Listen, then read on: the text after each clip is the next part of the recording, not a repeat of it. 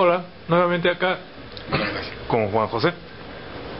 Después de haber recorrido Lima, haber pasado por los sets de televisión y acá abusando de su amabilidad, quería preguntarte, Juan, que durante la charla que tuviste en el evento de ANDA, hablaste de algunos conceptos interesantes y que pueden resultar relativamente nuevos para la comunidad peruana de Internet y de usuarios del social media y todo este tipo de cosas.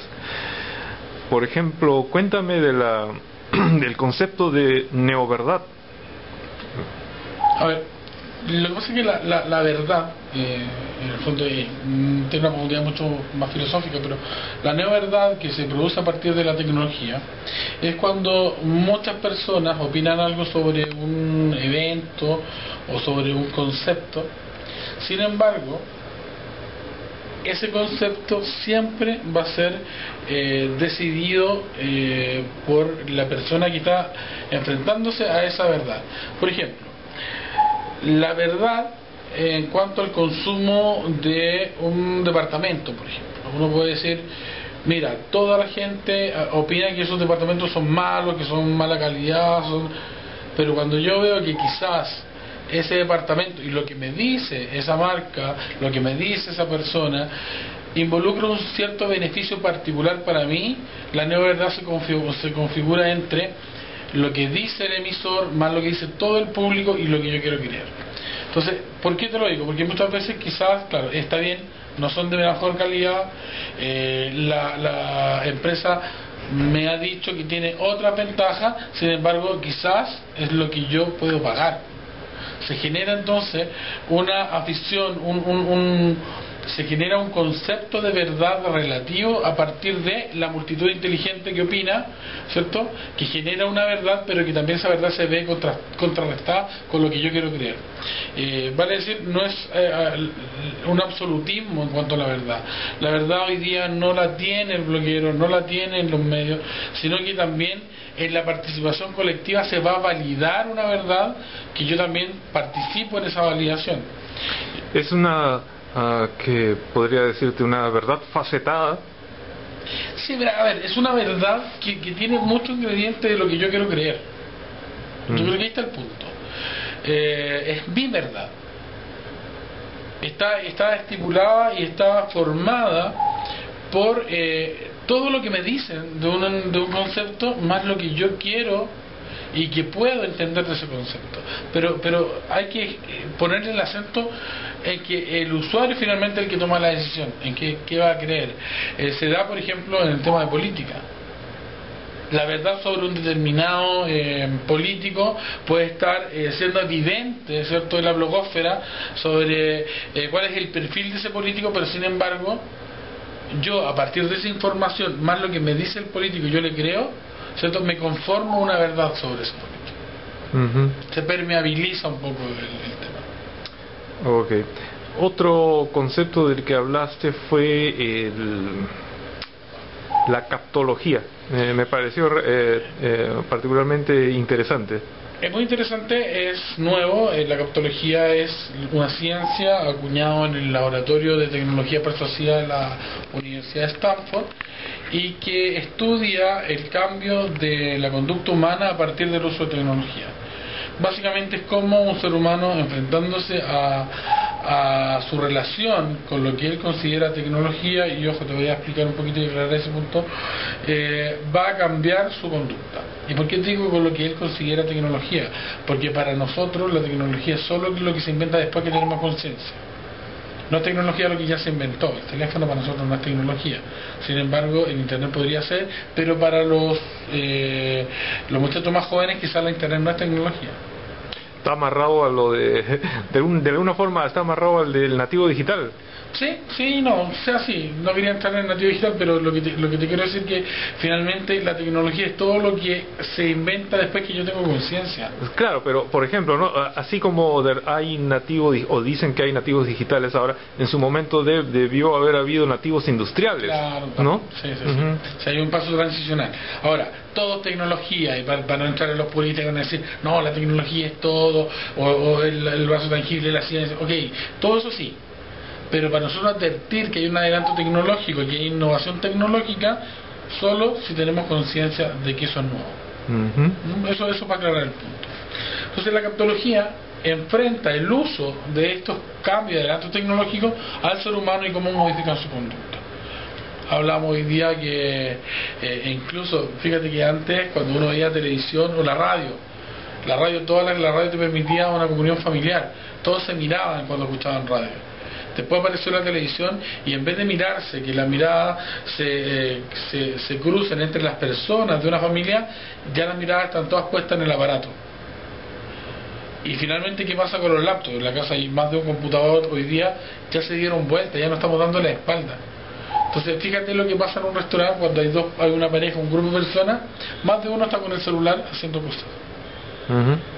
Y está conversando, está teniendo ahí una conversación, está teniendo una relación con alguien que no está presente físicamente, pero está presente virtualmente. Hay todo un cambio ahí.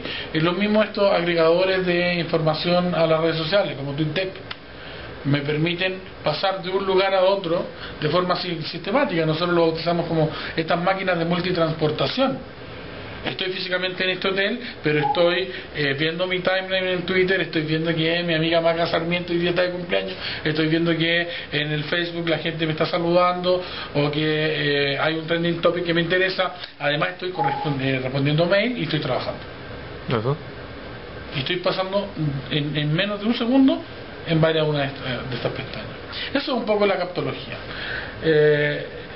Finalmente la captología se usa para definir, ¿cierto? Para describir ciertas actitudes, ciertos cambios que hemos tenido, mutaciones que hemos tenido los seres humanos a partir de este proceso tecnológico que ha sido bastante fuerte, que son las redes sociales y la tecnología de las comunicaciones, para decirlo de alguna manera. Hablando de que mencionabas Twitter, ¿ves alguna diferencia entre el tuiteo, la tuitósfera chilena y peruana, así brevemente, porque creo que no es el tema de que queríamos yo creo tratar? Que sí, me di cuenta que son súper respetuosos acá en Perú y les doy las gracias. No vi mucho afán vi afán de conversar, más no de hacer peleas de sordos. En Chile se da mucho el troleo. Quizá aquí también, no sé, pero estoy dando mi experiencia personal, sobre todo al entregar estos conceptos que pueden ser controversiales si nosotros lo aplicamos a ciertos planos en la conducta de un bloguero, la conducta ética de un periodista o la conducta de un reportero ciudadano. Que fue un poco el foco de la charla que se hizo en ANDA.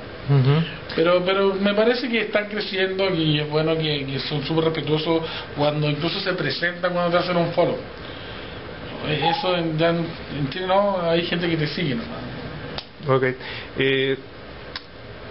Viendo esta disparidad que se da a veces entre nuestra vida real y nuestra vida virtual, creo que sería apropiado que nos comentes del FANSAP. Mira, hablando un poco de la disparidad, yo creo que son fases, es la misma vida. La tecnología no nos cambia y nos produce avatares que no existen en el ser humano. Lo que hace es facilitar otro tipo de instancias y relaciones, pero con personas. O sea, finalmente uno al otro lado del computador hay una persona. El FANSAP básicamente se desprende un neologismo inventado para poder definir cuál es el rol que puede llegar a tener un usuario cuando cree y se convence de lo que a él le gusta, también es significativo para otros. Y esto se puede dar y se puede definir, incluso las compañías lo pueden formar dentro de la relación entre sus marcas y los usuarios. Un fansub es una persona que le gusta que a otro le guste algo. Él goza cuando lo que él recomienda es bien recibido. Para poder explicar esto hay que dar un pasito atrás y explicar la figura del prosumer, que es un neologismo utilizado en el año 72 por McLuhan, que dijo que la tecnología iba a posibilitar que no solo los medios pudieran enviar información, sino que los usuarios también. Esto fue acuñado en 1980 por Alvin Toffler en su libro La Tercera Ola. Y él, sí, muy visionarios ambos. Claro, o sea, de hecho a Alvin le dicen el futurólogo, ¿cierto? Donde dicen que en el fondo el concepto prosumer es aquel ser humano que produce y consume información. Okay, sí. ¿Qué nos pasa con este neologismo? Que es muy antiguo y que advierte un futuro, pero un futuro que se dio en los años 90, quizá llegando al 2000, donde aparecieron los blogueros. Los blogueros fueron los primeros capaces de tomar y producir información. Los foreros también, pero eran comentarios. Pero producir información como flujo de emisión de nuevos datos sobre un tema, aparecieron los bloggers, hablando de sus propias, en sus propios medios, ¿cierto? Con una línea de expresión, de poder hablar de cosas que no se hablaban comúnmente en los medios de comunicación, y sobre todo donde las comunicaciones estaban coartadas, estas personas podían nuevamente aportar su visión para formar esta neoverdad.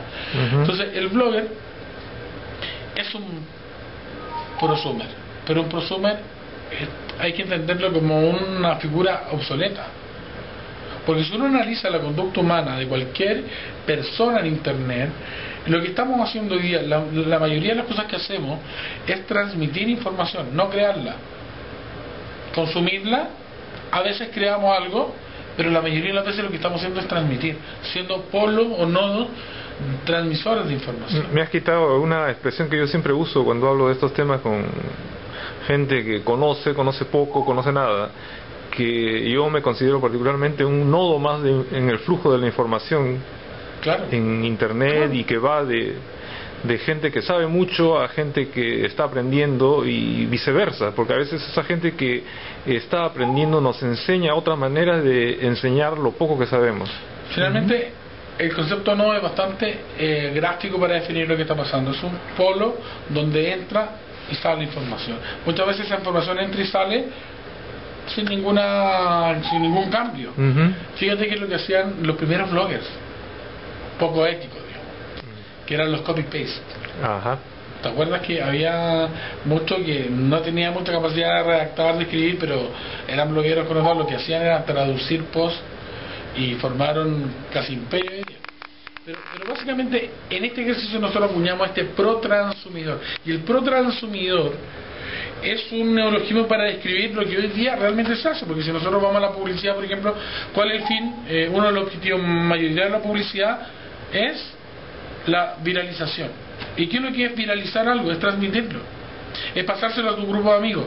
Fíjate que en esta transmisión de la información desde una fuente a mi grupo de amigos, ¿cierto?, hay un pro-transumer. La diferencia con el fansub es que esa transmisión de información está dada de forma satisfactoria, produce una satisfacción. Lo hago porque sé que a mi amigo le va a significar un beneficio. Esa es la diferencia entre un pro-transumer y un fansub. Que el fansub se transforma en el primer activista digital en una comunicación digital de una marca o un concepto.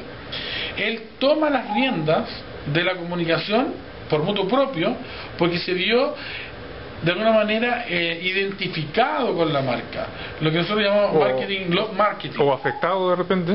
Afectado pero involucrado, yo creo que es la palabra. Se vio de alguna manera seducido, se vio con un lazo de afecto con la marca, con el concepto, con el discurso, con el político, con la comunicación. Él encontró un lazo de afecto, por lo tanto vio a este otro nodo como un igual, por lo tanto le cree y transmite su información y la comparte de una manera evangelizadora con su grupo de amigos. Se transforma en el primer activista de una marca. ¿Crees que puedas hablar en 30 segundos del concepto que ya hemos estado casi de repente refiriendo, el pro-transumer? Para dejarlo bien claro, el pro-transumer es la definición de un usuario actual de las plataformas digitales. Un usuario que produce, consume información, pero lo que más hace es transmitirla. Actúa como un nodo activo de transmisión de información.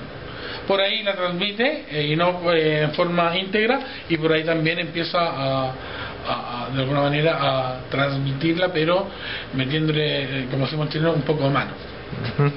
Ok, gracias Juan. Muchas gracias.